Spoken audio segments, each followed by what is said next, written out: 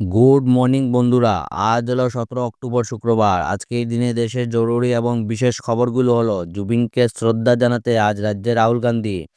অসমের প্রাণের শিল্পী জুবিনের গর্গের প্রতি শ্রদ্ধা নিবেদন করতে শুক্রবার অসমে আসছেন শীর্ষ কংগ্রেসের নেতা রাহুল গান্ধী।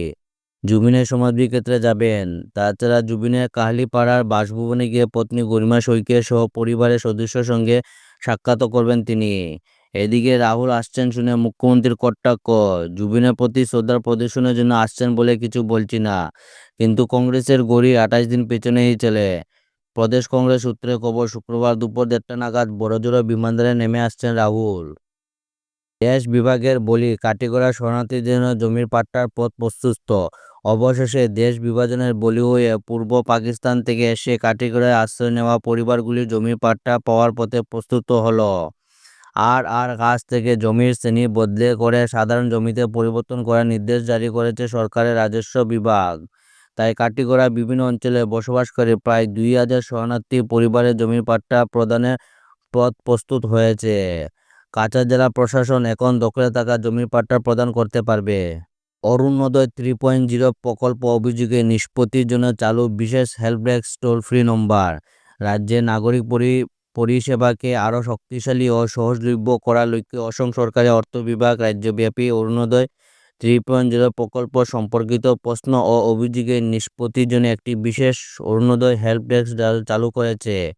এই হেল্প ডেস্কের টোল ফ্রি নম্বর হলো 1800202625, যার মাধ্যমে সাধারণ জনগণ তাদের অভিযোগ, প্রশ্ন বা তথ্য সংক্রান্ত সমস্যাগুলো সহজেই জানতে পারবেন। এই মূল উদ্দেশ্য হলো অরুণোদয় 3.0 প্রকল্পের সুবিধা প্রাপ্তির ক্ষেত্রে অভিযোগ নিবন্ধন ও দ্রুত নিষ্পত্তির জন্য একটি স্বচ্ছ নির্ভরযোগ্য ব্যবস্থা গড়ে তোলা, যাতে এই প্রকল্পটি আরও জনবান্ধব হয়ে ওঠে।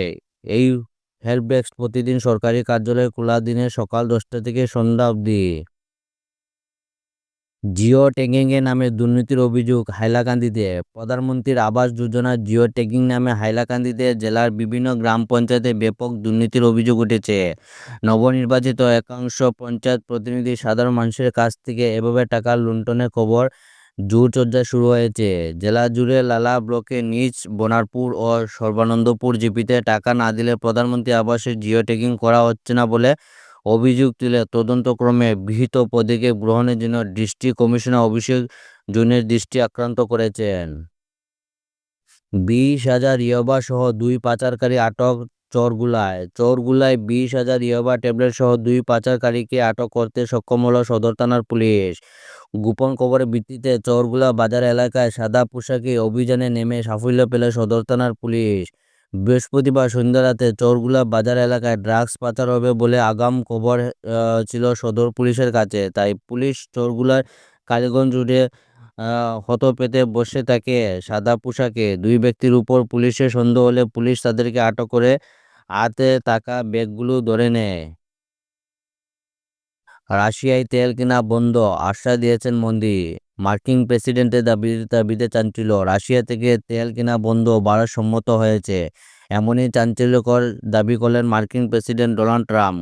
হোয়াইট হাউস সাংবাদিকদের সামনে তিনি বলেন, প্রধানমন্ত্রী নরেন্দ্র মোদী তাকে আশ্বাস দিয়েছেন যে ভারত আর রাশিয়া থেকে তেল কিনবে না। ট্রাম্পের ভাষায়, মোদি আজ আমাকে জানিয়েছেন ভারত রাশিয়া থেকে তেল কেনা বন্ধ করবে। আমরা চাই চীন এই পথেই চলুক। তিনি আরও যোগ করেন, মোদি আমার বন্ধু। ভারত ও আমেরিকা সম্পর্কে এখন দারুণ অবস্থা রয়েছে। তিনি আরও বলেন, মোদি আমাকে ভালোবাসেন, আমি তার রাজনৈতিক কেরিয়ার ধ্বংস করতে চাই না। আজকে ছিল এগুলাই বিশেষ বিশেষ খবর।